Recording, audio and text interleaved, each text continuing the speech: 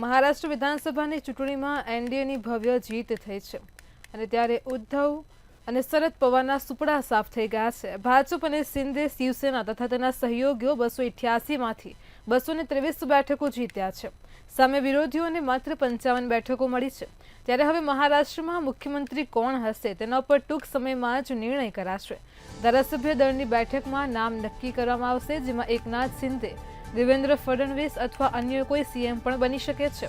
ફડણવીસે આ ભવ્ય જીત પર કહ્યું છે કે હું આધુનિક અભિમન્યુ છું અને ચક્રવ્યૂહને ભેદી નાખ્યું છે। ભાજપની જીત પર વડાપ્રધાન નરેન્દ્ર મોદીએ પણ મહારાષ્ટ્ર ભાજપના નેતાઓને અભિનંદન પાઠવ્યા છે।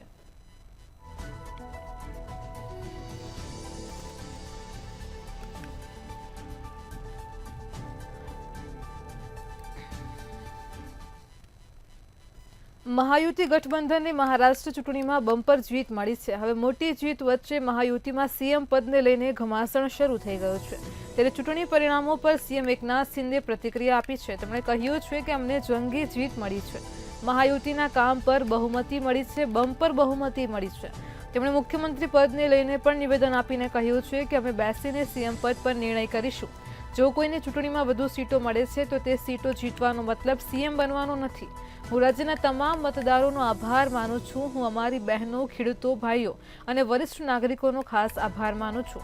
જનતાએ મહાયુતિના કામને મંજૂરી આપી છે, તેથી જ જનતાએ અમારા પર વિશ્વાસ કર્યો છે।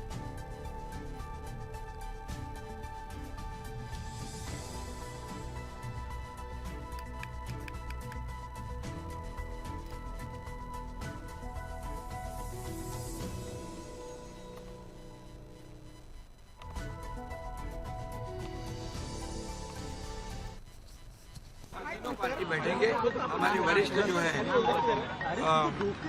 प्रधानमंत्री जी है, मोदी जी है, अमित भाई है, नड्डा जी है, और सब हमारे जो तीनों पार्टी के प्रमुख लोग हैं, हम बैठेंगे और उसके ऊपर जैसे हम चुनाव लड़े साथ में एकजुट होकर, वैसे ही उसके ऊपर भी फैसला है। इसलिए हमारे सरकार में आम जनता के जीवन में बदलाव हो जाए, सुख समृद्धि आ जाए, आनंद आ जाए। इसलिए एक तरफ विकास किया हमने, दूसरी तरफ कल्याणकारी योजनाएं की। इसी के लिए आज ये बहुत बड़ी लैंडस्लाइड विक्ट्री। દેશની બે અત્યંત મહત્વની લોકસભા બેઠકો વાયનાડ અને નાંદેડ પર યોજાયેલી પેટા ચૂંટણીના આજે પરિણામ જાહેર થયા છે, જેમાં કેરળની વાયનાડ બેઠક ખૂબ જ મહત્વની છે। વાયનાડ બેઠક પરથી જ કોંગ્રેસ મહાસચિવ પ્રિયંકા ગાંધી ચૂંટણી લડ્યા છે, જ્યારે તેમની સામે ડાબેરી મોરચાના સત્યન મોકેરી અને ભાજપના નવ્યા હરિદાસ ચૂંટણીના મેદાનમાં હતા। કેરળની વાયનાડ બેઠકની પેટા ચૂંટણીમાં પ્રિયંકા ગાંધીએ 4 લાખથી વધુ મતોની જંગી લીડથી જીત હાંસિલ કરી છે, ઇતિહાસ રચ્યો છે। પ્રિયંકા ગાંધીએ આટલી મોટી લીડથી જીત મેળવી કે તેમના હરીફો સ્તબ્ધ રહી ગયા છે। પ્રિયંકા ગાંધીએ તેમના ભાઈ રાહુલ ગાંધીની લીડનો પણ રેકોર્ડ તોડી નાખ્યો છે। એપ્રિલ 2024ની લોકસભાની ચૂંટણીમાં રાહુલ ગાંધીની 3.64 લાખ વોટથી જીત થઈ હતી અને ટોટલ વોટમાંથી 69% વોટ મેળવ્યા હતા, જ્યારે પ્રિયંકા ગાંધી વાયનાડમાં ઐતિહાસિક વિજય થયા બાદ કોંગ્રેસ અધ્યક્ષ મલ્લિકાર્જુન ખડગેને જઈને મળ્યા હતા અને કોંગ્રેસ અધ્યક્ષ મલ્લિકાર્જુન ખડગે દ્વારા પ્રિયંકા ગાંધીને મોં મીઠું કરવાની તથા શાલ ઓઢાવીને તેમનું સન્માન કર્યું હતું।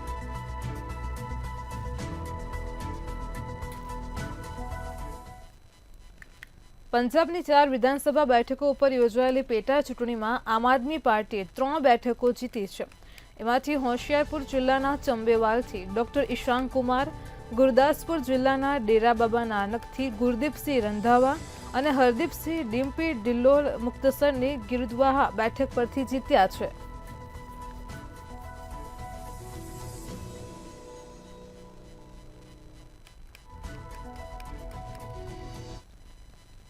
ભાજપના સહયોગી તેલુગુ દેશમ પાર્ટીના પ્રમુખ અને આંધ્રપ્રદેશના મુખ્યમંત્રી ચંદ્રબાબુ નાયડુએ અદાણી લાંચ કેસ પર પ્રતિક્રિયા આપી છે।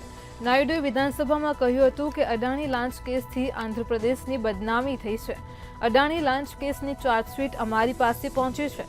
અમે ટૂંક સમયમાં પગલાં લઈશું। તમામ દસ્તાવેજોની ચકાસણી કરવામાં આવી રહી છે। સરકાર લોકો પ્રત્યે જવાબદાર હોવી જોઈએ। આવા ગુનાઓનું પુનરાવર્તન થશે જ્યાં સુધી આવા કૃત્યો કરનારાઓને ન્યાય આપવામાં નહીં આવશે।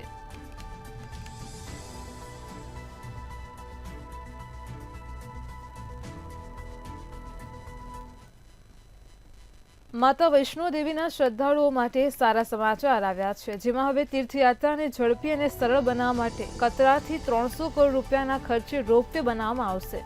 આ રોપવેના નિર્માણ બાદ 6 થી 7 કલાકની મુસાફરીના સમયમાં ઘટાડો થશે અને મુસાફરી 1 કલાકની થશે. હાલ વૈષ્ણો દેવી જનારા પગપાળા ચાલે તો પણ 6 થી 7 કલાક જેટલો સમય તો લાગે છે. તેમજ જો કોઈ ખચ્ચર દ્વારા જાય છે તો 4 કલાકમાં માતા ભવન સુધીની યાત્રા પૂર્ણ કરે છે. આ ઉપરાંત હેલિકોપ્ટરથી ગયા પછી પણ પગપાળા 2.5 કિલોમીટરનો ટ્રેક કરવો પડે છે. આ પ્રવાસને સરળ બનાવવા માટે વૈષ્ણોદેવી મંદિર, કઠરા શહેર અને સાંજી છઠ વચ્ચે ₹300 કરોડના ખર્ચે રોપવે તૈયાર કરવામાં આવી રહ્યો છે. તેનાથી શ્રદ્ધાળુઓને મોટી રાહત થશે.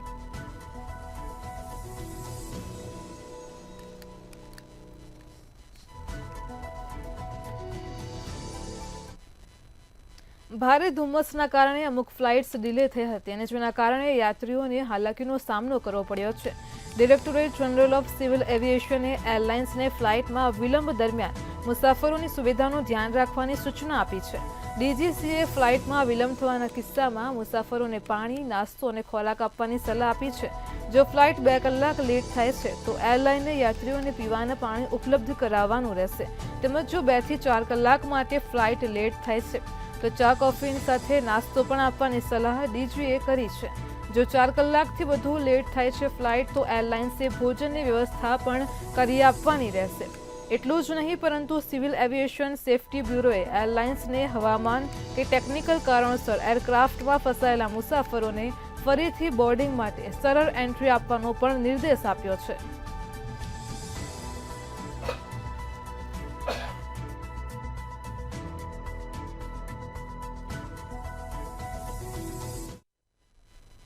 દેશભરમાં હાલ વાતાવરણમાં પલટો જોવા મળી રહ્યો છે. ઠંડીએ સમગ્ર દેશમાં પોતાની જમાવટ શરૂ કરી છે.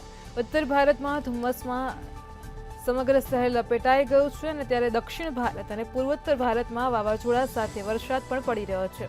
હવામાન વિભાગે આ અઠવાડિયે એક ચક્રવાતી તોફાન આવવાની સંભાવના વ્યક્ત કરી છે.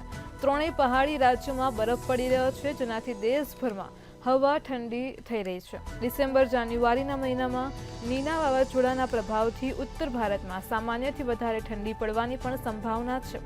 આ સંભાવના વૈશ્વિક હવામાન સંસ્થાએ વ્યક્ત કરી છે.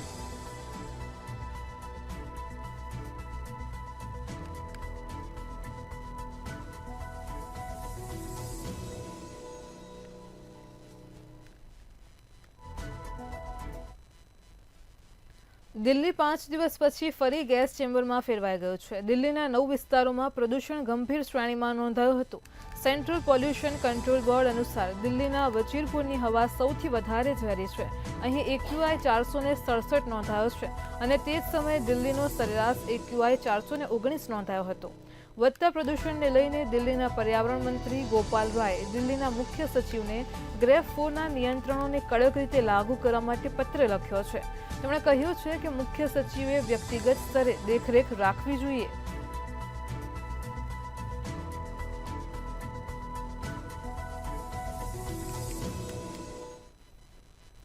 રશિયા યુક્રેન યુદ્ધ તીવ્ર બનતું જઈ રહ્યું છે. પશ્ચિમના દેશોની અનુમતિ પછી યુક્રેને તેના શસ્ત્રો રશિયા ઉપર વાપરવાનું શરૂ કર્યું છે. તેનો જવાબ રશિયા તેના ખતરનાક શસ્ત્રોથી આપે છે.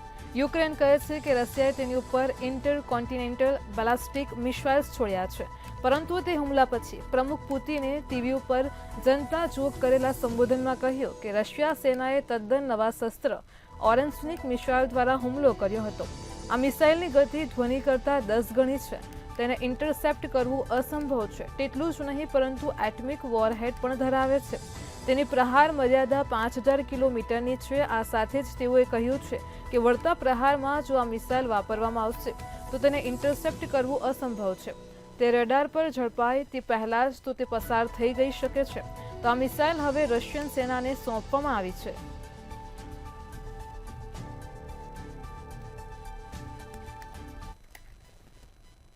ઇન્ડિયા એટ 9માં હાલ આટલું જ. પડે પણની અપડેટ મેળવતા રહો માત્ર મંતવ્ય ન્યૂઝ પર. નમસ્કાર.